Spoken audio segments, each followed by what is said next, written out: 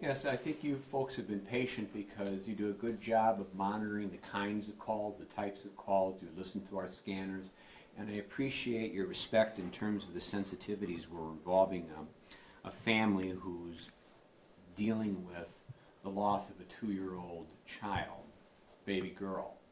And in that sense, sort of a rough chronology of how we got involved as the MPD is that on Tuesday, April 12th, at around 12:47 p.m., just after the lunch hour, our officers were sent along with the Madison Fire Department to a north side address where I believe the initial call was a child choking on something. That's correct.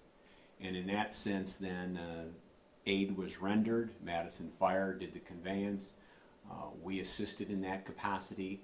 And then, of course, owing to the course of being with the child for the extended period we were, working with the subject matter experts that we are blessed to have at the University of Wisconsin Hospital, and doing more examination of the child, it was clear that these injuries were inconsistent with merely choking on an item or subject.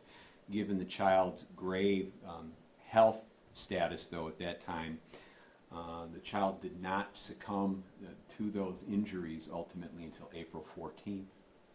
And at that time, we completely turned our attention, what we had from day one, hour one. But now it became manifestly clear at the conclusion of the medical examination and autopsy that this was a subject of far dire concern. And I guess one of the things that I would point out is that this represents our 4th homicide for Madison since the beginning of the year. And of course, you would probably not be a part of the human condition of the human family if those deaths associated with our youth aren't even more gripping and compelling.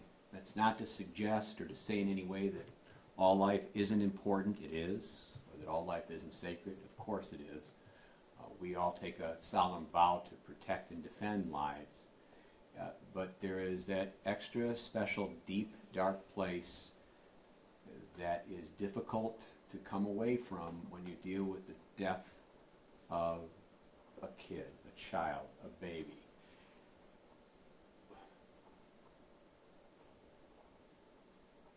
When those calls come in, I don't think it takes 30 years to have it still bother you. I don't think it takes 30 minutes. And I, as a matter of course, will routinely have my assistant and I scan our briefings every 8 hours in order to see what cases provide a graphic illustration of sight, sound, smell, injury, suicides. You never are fully normal when exposed to these events. And yet I will typically call all of those officers I see in the spectrum of who attended that incident and do a sort of check-in from a health and wellness standpoint, because their lives are unalterably changed. Doesn't matter how many you've gone to. Those repetitions you never completely assimilate as just another call, nor should you. And as you speak to veteran detectives, veteran officers, veteran special investigators, I don't know that there was any one of the 5 that I contacted where their voices weren't cracking or fraught with tears, or that mine wasn't as a result of this as well. There's something almost perverse that when we have people who exhibit behavior, conduct, utterly regardless of the lives of innocent people, I can get a news conference with you folks in 15 minutes at the drop of a hat. And we're enamored with the drive-by, with the culture of gun violence.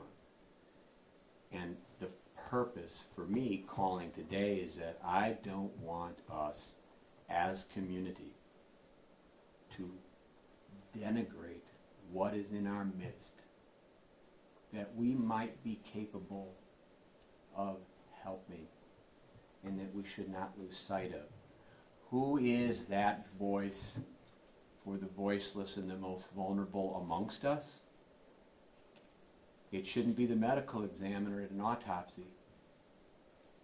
Hopefully it shouldn't come to the point where the police are called for an intervention. I think we all have ears, we all have eyes, we all have observational skills. You know, my officers are trained very well. When they go to a domestic violence call, they're not just looking at the couple, the partnership, the adults, because we know that that can be indicia or symptomatic of other dynamics taking place in that household or that family.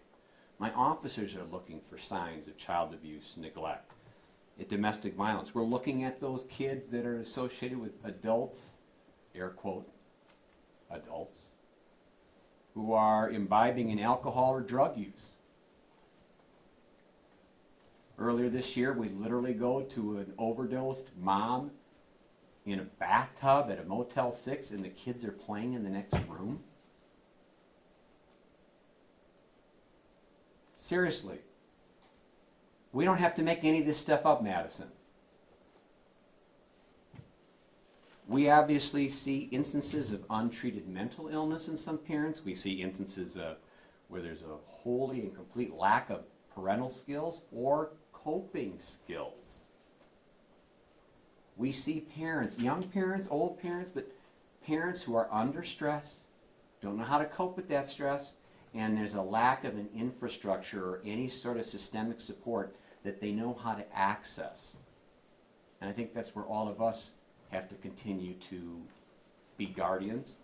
It's not just the cops, it's all of us, to be better guardians to those children in our midst that might otherwise not have the opportunity for an intervention. So again, I'm not using today as an instance where we need even to know all of the intimate details of who's being charged in this particular child death. You will get that from the criminal complaint in all of its graphic details.